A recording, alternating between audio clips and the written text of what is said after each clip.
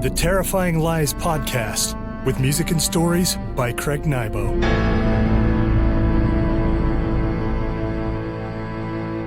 Greetings, friends, and welcome to the Terrifying Lies Podcast. I'm your host, Craig Nybo. Thank you for tuning in.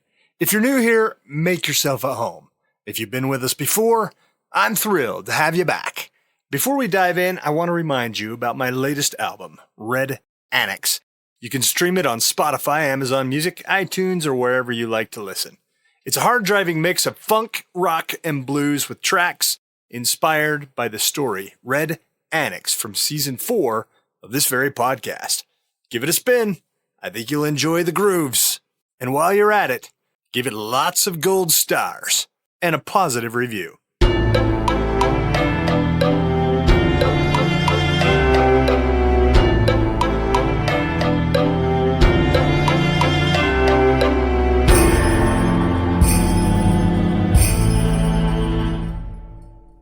If you haven't listened to parts 1 through 5 of today's story, I suggest you go back and catch up. Things will make a lot more sense. Previously on Rock and Roll and Resurrection, Bieber's Finger. Twana Birch, superfan of the international smash pop artist Bieber, not to be confused with anyone else you might know by that name, watched her idol die. Refusing to let his music end, she made a deal with a mob boss, Orlando DiPescio, to have him cloned. Her goal? Take the clone to space to perform at the Pan-galactic Prom Show and breathe new life into his career. Along the way, Twana teams up with MindeeLee, another devoted fan. Together, they've been teaching their pop clone to sing and dance like the original. But it's not smooth sailing. DiPescio's agents are keeping close tabs on Twana, and unbeknownst to her, her brother, Butch, has secretly stood away to keep her safe. Chaos looms as their journey unfolds. And now, let's jump into part 6 of Rock and Roll and Resurrection, Bieber's Finger. Orlando DiPescio lay on his cot wearing a coarse orange jumpsuit. The police had grilled him for days, trying to pry anything loose that would connect him to their allegations of illegal cloning. But DiPescio hadn't reached his status in the business without learning the art of being slippery. With nearly every convenience stripped from him along with his personal effects and clothing when they had processed him, he'd still managed to make 3 deals with his jailers. Underneath the boorish fabric of the orange jumpsuit, he still wore a pair of silk underwear. Though he couldn't cover his entire body in lavish fabric, he still managed to cover what was most important. Second, he had arranged to have his own private cell. He didn't mind being incarcerated. He'd been there before. He'd probably be there again. He was being incarcerated with a slathering idiot above him in the top bunk, constantly clearing his throat and always after some form of company in the way of conversation about idiot subjects. No, DiPescio couldn't abide that, and so he'd made a deal. It had cost him a mint, but now he was alone, and it was worth it. The third deal DiPescio had made came along with the library card. He heard it trundling down the long jail block as he listened to the wheels of the cart squeak and thunk over grouty cracks in the floor. His mouth curled up into a hawkish smile. The cart stopped outside DiPescio's cell. A man with a whiskey nose and blonde beard picked out one of about 100 books from the cart and slid it beneath a gap in the bottom of the iron gate cell. "Never read this one," the orderly said, his tone a lazy drawl. "Probably couldn't afford it," DiPescio said. The orderly scoffed and muttered something under his breath as he pushed the book cart away. DiPescio got up from his bunk and picked up the book. "The Trial" by Kafka. DiPescio had been told it was good, but he wasn't much of a reader.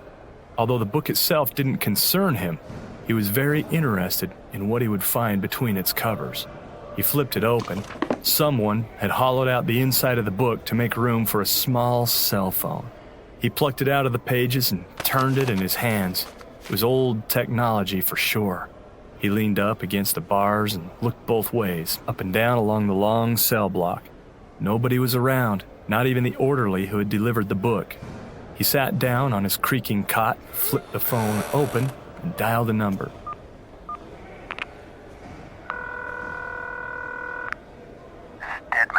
familiar voice answered on the other end of the call. Hello, my friend. DePetio said. How are you faring? It's no picnic, but I'll get by. Can you double-check to see if this line is secure? Hold a minute. Stedman said. There were a few clicks, followed by a half-dozen different tones. DePetio pulled the phone away from his ear until the test completed its course. We are secure. Stedman said. So how are we doing? DePetio asked. What the police know, they can't confirm. There's absolutely no evidence, no trail that leads you to the labs under investigation.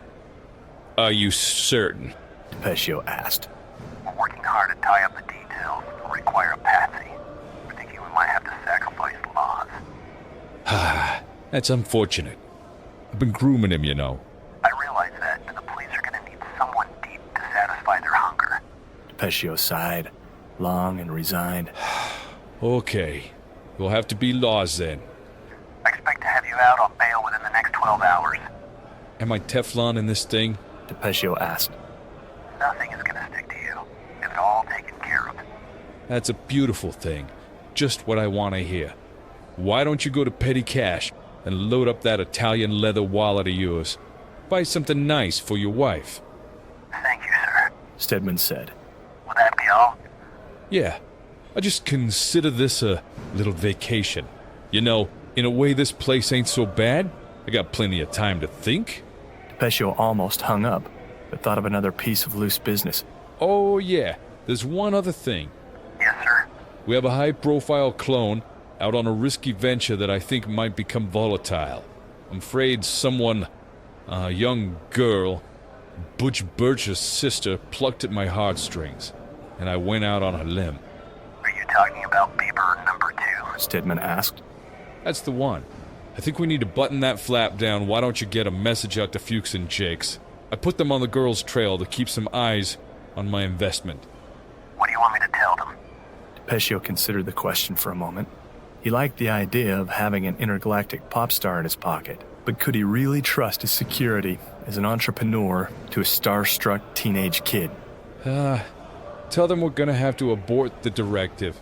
I can't have anyone flapping on about cloning these days. I understand. And Stedman, tell them there can't be any trace. They absolutely must do a thorough job. They're in space. There's no better place to dispose of evidence. Excellent work. Thank you so much. Tell the boys I'll see them at Edward Chang's tomorrow night. Dinner and drinks will be on me. They'll appreciate that, sir. Hey, you know me. I'm all hot. Yes, sir. DePetio snapped the phone shut and put it back in the hollowed-out pages of the Kafka book. He put the book under his cot, lay back, and looked up at the pea-stained mattress of the top bunk above him. An hour later, the orderly pushed his trundling book cart to his cell. DePetio drew the book out from beneath his cot, pushed it in through the bars. You were right. Brilliant read. That Kafka sure knows how to put a story together. Glad you enjoyed it. The orderly said. Can I get you anything else from the cart? I appreciate the offer, but I don't think I'm gonna have time to get through another novel. Looks like I might be up for taking a walk. Okay. Good luck, sir. Thank you. DePetio said, then leaned up on one elbow to look at the old orderly. Tell you what, I'll send something nice to you. Something to help you pass the time. Thank you, boss. The man said, but didn't break a smile. It ain't no thing. DePetio interwove his fingers behind his head and lay back on his pillow. It ain't no thing. He said again, this time to himself. His face settled into a relaxed smile. The orderly pushed his cart away. DePetio started whistling the tune of Pennies from Heaven. It would be a long 12 hours and yet a sudden craving for Chinese food.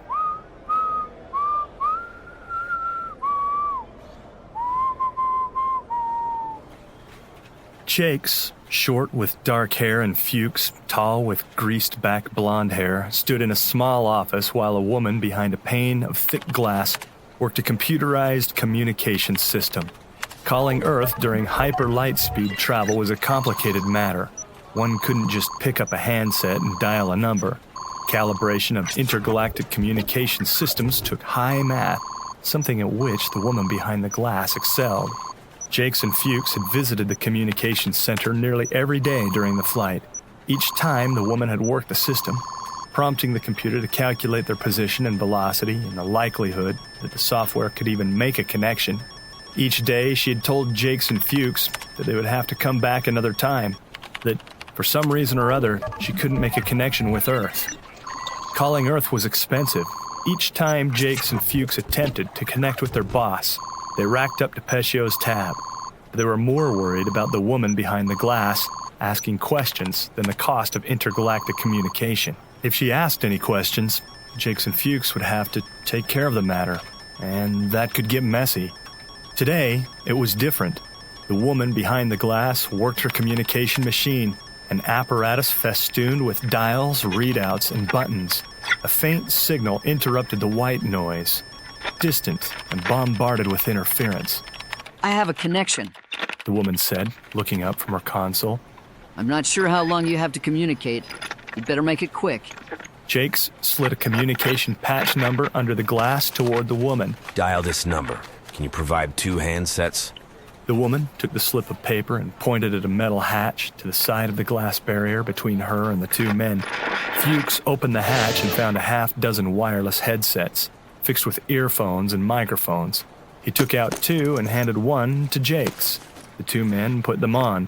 Interference came through the earphones, dirtied up with a bombardment of white noise and invading signals, like they were listening to the thoughts of an entire city.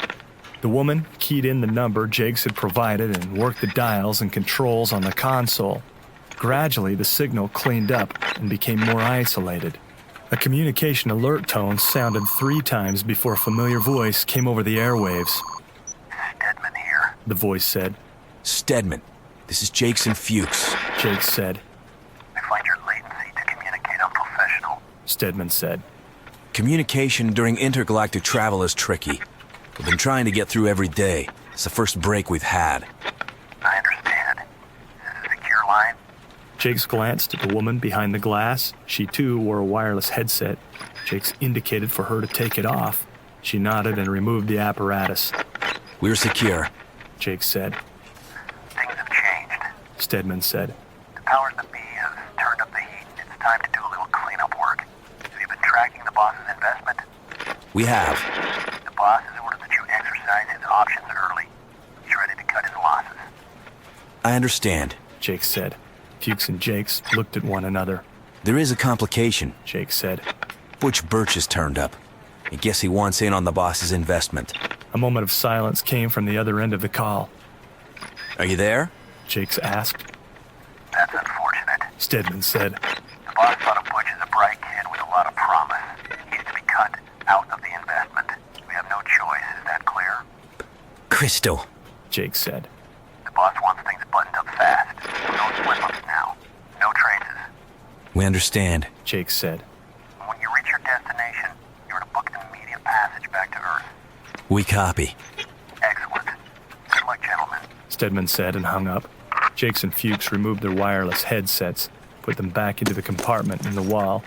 The woman behind the glass looked up at them. Must have been important business. She said, knowing how much the 2 gentlemen had paid for every attempt to reach Earth. Just a personal matter. Jakes said. We may be back. You know where I'll be. The woman said. Jakes and Fuchs left the communication center and headed toward their cabin.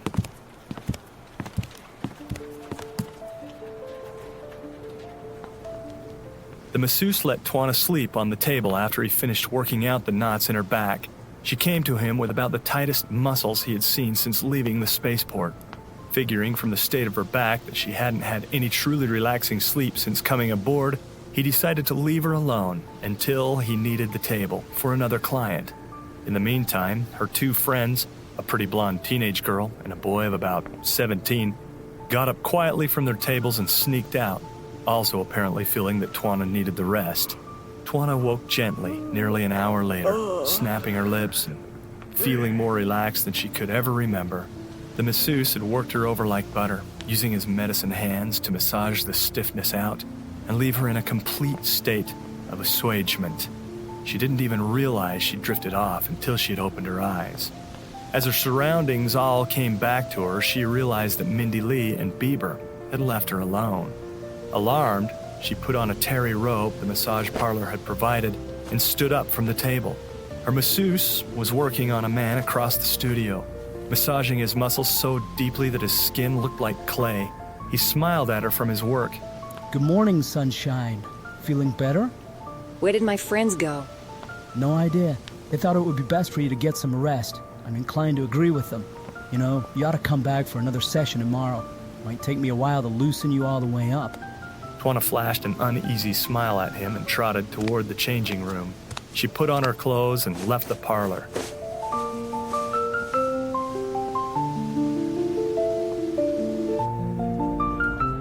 She trotted down the hallway and began a wide search of the ship. She first checked cabin 319, but from the military-style made beds, she ascertained that Bieber and MindeeLee hadn't come back to the room. She breathed a sigh of relief.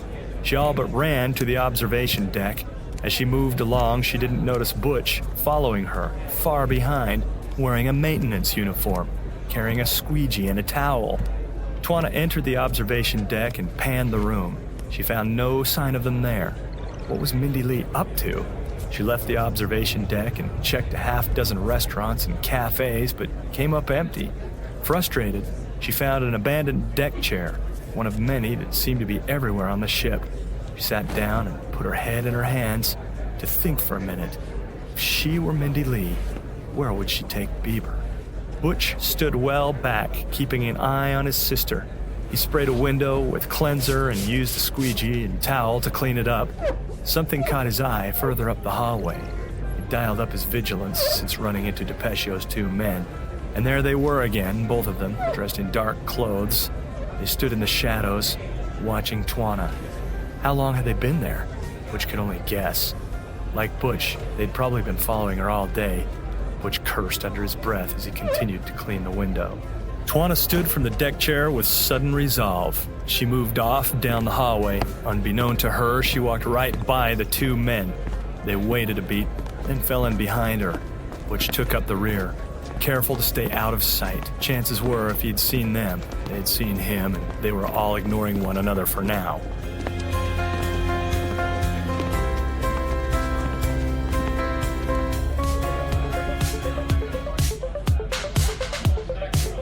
The Sapphire Lounge brimmed with people, and a few creatures from other worlds. Everybody had dressed to party in sport jackets, gold chains, and fancy dresses. A band thumped away on a set of middle-of-the-road pop standards. Twana entered the lounge from the back. The lack of light and the din of the crowd caused her to pause, to adapt to her surroundings. She moved to a brass rail that encircled the dance floor, separating it from a collection of cocktail tables. She scanned the lighted dance floor and spotted them, MindeeLee and Bieber, dancing with each other as if they were actually together. The enormous smile on MindeeLee's face caused Twana to go pale. She gripped down so tightly on the brass rail that her fingernails turned white as she watched the two of them move to the music. MindeeLee whispered something into Bieber's ear that caused him to rock his head back and laugh. Butch stood in a dark corner of the dining area, keeping an eye on his sister. He panned the big room until he found Jakes and Fuchs. The two men sat at a round cocktail table, talking and flicking occasional glances toward Twana. Jake said something to Fuchs, tapping his lapel and pointing in his sister's direction. Butch's stomach rolled. He didn't need to eavesdrop on their conversation to understand the gist of what they planned. They'd been given an extermination order. Butch searched the lounge until he found a waiter that was about his size. Excuse me, can you give me a hand? Butch said. The waiter kept his chin high as he inspected Butch's maintenance coveralls. You're not supposed to be in here dressed like that, the waiter said. I know, but I have Jeff Stacks crawling all over my back, telling me I need to fix a leak in the employee's bathroom. Thing is, I'm new and I don't know where it is. I was wondering if you could take me to the right place. The waiter huffed. Fine, but let's make it fast. I'm losing tips. The waiter led Butch out of the main hall through a pair of batwing doors. They walked through the kitchen, a busy place full of clanking pans, voices shouting, and food sizzling. The waiter stopped outside a white door. This is it, he said, thumbing over his shoulder. Now, if you will excuse me, Butch hoped the restroom wasn't occupied as he plowed the waiter through the swinging door. The waiter woofed, caught off guard. as Butch landed a solid blow in his solar plexus and knocked the air out of him. The very best way, Butch had learned, to keep someone quiet. As the waiter struggled to regain his breath, Butch went to work, first taking off the waiter's shoes. The waiter looked up at Butch in fear as the first traces of air flowed back into his lungs. Butch put a hand on the waiter's throat, stared directly into the man's eyes. He didn't want to hurt the waiter, but it was his sister's life on the line. I recommend that you keep your mouth shut and do exactly as I say. If you can remember that, you're gonna come out of this just fine. The waiter nodded, calmed down. Now strip, Butch ordered. The waiter stripped down to a white tank top and a pair of lobster print boxer shorts. Butch changed into the waiter's uniform. Once suited up, he hid his orange jumpsuit in the trash can. Butch used the waiter's socks to tie him to the toilet and his tank top to gag him. The waiter would escape, but by then, Butch would be long gone. Nobody paid any notice to Butch as he moved through the kitchen, pushed through the bat wings, back out into the lounge. He felt relieved to see that Jakes and Fuchs hadn't left their table. Twana was out on the dance floor where she appeared to be accosting Bieber and the blonde girl. Butch found a vantage point in the shadows where he could watch both his sister and DePeccio's men. I don't think this arrangement is working out. Twana shouted at MindeeLee over the music. What do you mean? MindeeLee said. I have very specific orders when it comes to him. She flicked her eyes at Bieber. Bieber backed away from the girls, scratching his temple. I'm in charge of him. Oh, I get it. MindeeLee said. You want him all for yourself. Twana bit down on her bottom lip. Who do you think you are? I'm the one who brought him back. I'm the one who's taken him to the prom show. You're nothing but a oogling fan. Bieber looked back and forth at the girls as they shouted at each other like he was watching a tennis match. MindeeLee turned to him, her face red. We have something to show you, Miss Princess of Everything. Twana pouted. Do the funky monkey, MindeeLee said to Bieber. Bieber smiled and went into the dance move. Everything looked perfect. Every gyration, the position of his hands, the opposing back and forth movement of his shoulders and hips. Twana's jaw dropped. He looked like Bieber, perfectly executing his signature dance move. Try the icebreaker, MindeeLee said, putting her hands on her hips. Bieber broke into another of his signature dance moves, a back and forth step, almost like a samba, working his arms with the motion. Again, he executed the move with perfect fluidity. The Bama Lamb, MindeeLee said. Bieber complied, working his back and head in a slow, seductive gyration. His hands balled into loose fists and held in front of his chest, almost in a beckoning gesture. MindeeLee folded her arms and angled a satisfied expression at Twana. Like it or not, girl, you need me. And, like it or not, we're friends. Twana's anger melted away as she watched Bieber dance. A few other people out on the dance floor had even stopped to watch him move. The clone had it, Twana thought. He really had it. And with the vocal lessons coming along as they were, she suspected that sooner or later they were going to have a real live Bieber on their hands. The music stopped. Lights hit the stage. Everyone looked up from the dance floor and from the cocktail tables. A man dressed in a purple shark skin jacket, his hair pushed up into a perfect sculpture, took the stage. He smiled at the crowd, all teeth and tan. He plucked a microphone from a stand and raised it to his mouth. Is everyone having a good time here at the Sapphire Lounge? The dance floor crowd whooped out their approval. Well, that's just what I like to hear. And from where I'm standing, it looks like we might have a few performers out there in the crowd. Another whoop from the audience. I'm gonna give you your big break. You see, we have a tradition here at Intertran that goes back as long as we have sent our luxury space buses out to the stars. It's a little thing we call the Intertran Talent Show. The crowd burst into a scream of excitement. And the best part is, no matter who you are, if you can sing, dance, play a musical instrument, heck, if you can even yodel, we're gonna give you a chance to grace the stage tomorrow night and show off your stuff. The crowd shouted again. Twana and MindeeLee looked at each other. Bieber stood obliviously between them, keeping his eyes on the announcer. If you want to participate in the talent show, You can register by calling customer service from your cabin closed circuit systems. I don't know about you, but I can't wait to see what you can do. And who knows, we might just have the next superstar right here on board this very space bus. The crowd cheered. Now what do you say we get back to some dancing? The crowd cheered again, pumping their fists in the air as the band hit it with another cheesy pop song. MindeeLee grabbed both Twana and Bieber by the hands and dragged them through the intermeshing dancers back to a cocktail table off the lighted floor. Oh, we had to do this. What, the talent show? Are you kidding? Twana said. Butch watched from the back of the room as Twana debated with the blonde girl.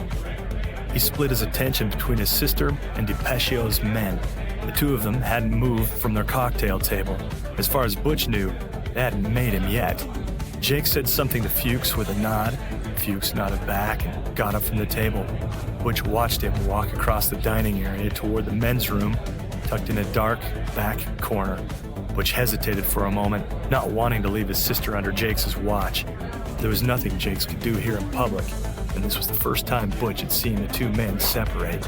He left the shadows and ducked into the crowd to follow Fuchs. MindeeLee bounced up and down on the balls of her feet, her hands folded together under her chin. Please, please, please let Bieber be in the talent show. He'll blow them away. I'm supposed to keep him incognito. Incog what? MindeeLee raised an eyebrow. Nito. It means secret. It means we're to keep him out of public view. It's already dangerous enough as it is. You're bringing him here and letting him dance in front of all these people? Did I ever tell you about my boyfriend, Reggie Reynolds? MindeeLee said. What are you talking about? He wasn't nice, not at all. I broke up with him. But when I first saw him in line for lunch at school, I fell instantly in love. He was the prettiest thing. What does Reggie Reynolds have to do with anything? Twana said. You know what caused me to fall in love with him? He looked just like Bieber. Same hair, same eyes, same everything. It was enough to get me started, flipping my hair in his direction. MindeeLee demonstrated with an alluring shake of her golden locks. I even practiced my smile in the mirror for him. Pretty soon, he took notice of me and asked me out. We dated for about 2 months. First, it was great. I even taught him a few of Bieber's moves, the funky monkey, and especially the Bama Lamb. But then, he turned mean and started dating other girls behind my back. I had to dump him. Why are you telling me all this? Twana asked. Reggie Reynolds looked just like Bieber. But he wasn't Bieber, and everyone knew it. Just like he, MindeeLee pointed at Bieber, looks just like Bieber. But he isn't Bieber. Everyone knows that. The real Bieber is dead. Get to your point, Twana said. So we enter Bieber, not Bieber, into the talent show as an impersonator. I guarantee there will be a bunch of impersonators anyway. He gets a chance to get up in front of a real live audience and try out everything we've been teaching him. I mean, you can't expect him to just get up on that great big stage at the Collindrome and knock it out of the park on his first run. He needs practice, and this is our chance to give it to him. Twana hesitated. She looked over MindeeLee's shoulder into the dancing crowd. She weighed the pros and cons of MindeeLee's proposition. Would she really be letting the cat out of the bag? MindeeLee had a point. Putting Bieber in the limelight at the most prominent show in space for his debut act might be risky. Okay. I think you're right. Let's put him in the talent show, but as an impersonator. MindeeLee squealed, hopping up and down and clapping her hands. Fuchs stood at the sink in the men's room, looking himself over in the mirror, his slicked back blonde hair, his tall, muscular frame. He put a hand on the bulge beneath his lapel. It was time to do some heavy lifting, as DiPeccio had come to call it. Fuchs had performed assassinations in the past, but the men and women he had killed had it coming. They'd crossed the boss somehow, and they were always mixed up in the same dangerous games as Fuchs. This one felt different. As he'd watched Twana traipse around the ship with her blonde friend and her very own clone, he'd come to realize that she had no darkness in her heart. She'd fallen in business with DePescio, and that always had consequences, sometimes dire. But she was just a kid. He turned on the water and took a deep breath. He wet his hands under the tap and ran some of the water through his hair, smoothing it back from his forehead. Whack! Butch hit him from behind with a toilet plunger handle he had picked up from one of the stalls. Before Fuchs had a chance to reel, Butch grabbed him by the back of the head and slammed him into the porcelain sink, splitting his forehead. Fuchs tried with a half dozen lumbering steps to recover his equilibrium, but he lost the battle and collapsed to the tile. Butch moved in. He crouched down and drew back Fuchs's lapel, revealing a small pistol, outfitted with a silencer. He plucked the weapon from the leather clutch under Fuchs's arm and aimed it at his head. Tell me what's going on, Butch demanded. What does DePescio have planned? Fuchs eyed Butch, still reeling from the blow. He knew of Butch back in the hood. They'd even gone to the same school, several classes removed. Fuchs remembered when Butch had entered the business. He remembered having sympathy on the kid, regretting on Butch's behalf that he hadn't gone away to college or done something more than running numbers for DePescio. But who was he to play big brother for Butch? In the end, Butch had become just like the rest of them, running with his cell and doing whatever he could to make a buck. And now, it had come down to this. DePescio's marked the girls and the clone. Fuchs feared it wasn't worth hiding anything at this point. Butch had the drop on him. When it came down to it, he was going down anyway. He didn't really care who lived and who died and who would get to clean up the mess after Butch pulled the trigger. We're taking them down. Butch freshened his aim and fired. Fuchs's head snapped back and his body went limp on the tiled floor. Butch dragged the body into one of the stalls and set it on the toilet. He opened a maintenance closet and grabbed a couple of restroom closed for cleaning signs. He left the men's room, placed the signs outside the door, and searched the Sapphire Lounge. Twana, the blonde girl, and the clone sat at a cocktail table. The blonde girl had a napkin spread in front of her and seemed to be drawing out some kind of plan for the others. Jakes hadn't moved from his table. He casually kept an eye on Bieber and the girls. Butch stalked over to a cocktail table and drew a pen from the lapel pocket of the waiter's uniform he had stolen. He scrawled a few words on the napkin, snatched it up, and moved across the lounge toward Jakes' table. Jakes didn't have even a second to make the waiter before he slapped a handwritten note down on the table in front of him. Out of instinct, Jakes balled up his right fist and wheeled around, but he only caught a glimpse of the back of the waiter as he ducked into the crowd. He tried to catch a glance of the waiter's face, but it was too late. He let the waiter go and picked up the note. Fuchs is dead. You're next if you attempt to hurt the girl or her friends. You won't even see me coming. If you try to follow the girls or the clone out of this room, I'll send you to the same place I sent your partner. Butch, you son of a gun, Jake said as he crumpled up the note and put it in his pocket. He remained at the table. He ordered a double scotch and kept his eyes on the girls and the clone. They seemed to be hashing out some kind of a grand plan, the blonde girl mapping it all out on a napkin. After another half an hour, the three of them got up from their table and left the Sapphire Lounge. For a moment, Jakes considered going after them, but in the end, he reconsidered and ordered another drink. It would be easy enough to track them down later. Butch flagged down another waiter. We got a problem, he said.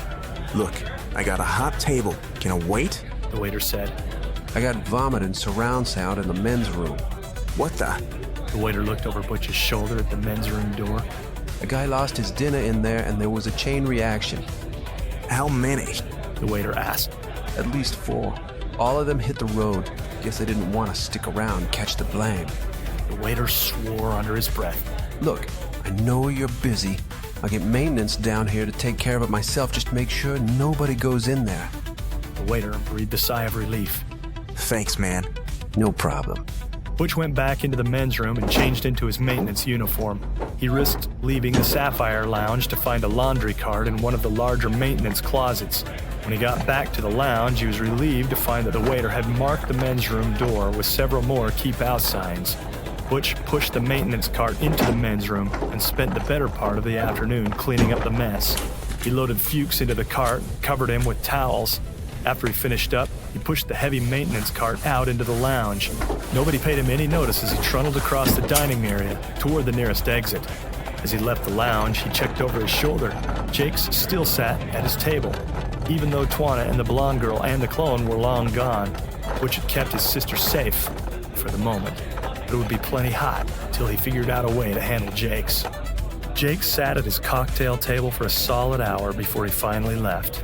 He'd lost track of the girl, her friend, and the clone, but that was a small matter. He tracked them down soon enough. He had orders from the top on just how he was supposed to take care of them.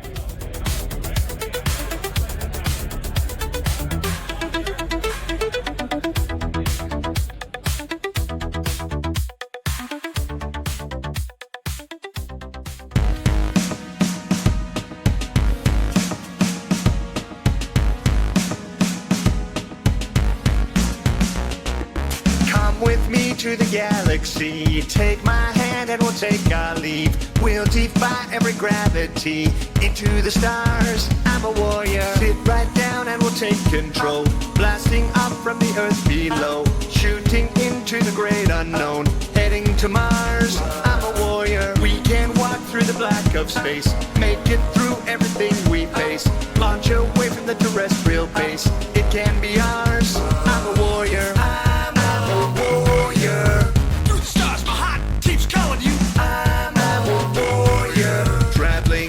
Speed of lightning. I'm a warrior. Climb inside my rocket ship, yo.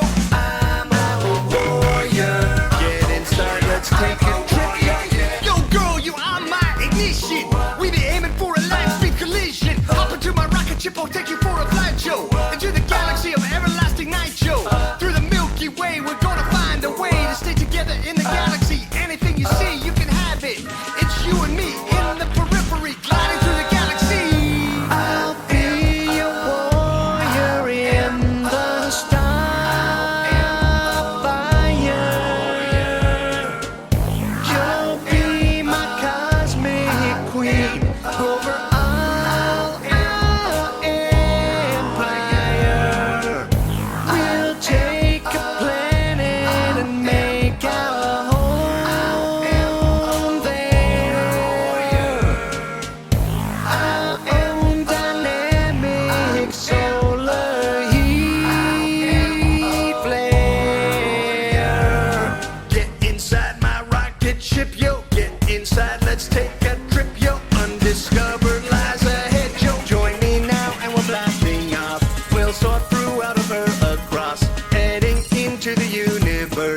To the stars, I'm a warrior, never fear, cause I'll keep you safe. Cavalier of the outer space, disappear to a better place, heading to Mars.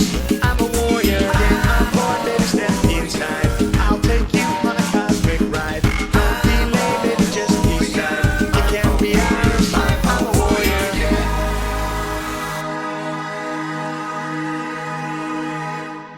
Today's song is entitled I'm a Warrior. I admit, I'm out of my depth writing boy band music. Over the last few weeks, I've binged more K-pop, One Direction, and NSYNC than I ever thought I would. If you're a true boy band connoisseur, bear with me. I'm doing my best. That said, I've had a blast creating these tracks. The songs are starting to shape into a concept album, a love in space theme that ties right into this season's story. I think the tunes are cohesive and, at the very least, a lot of fun to listen to. I hope you're enjoying them as much as I'm enjoying writing them.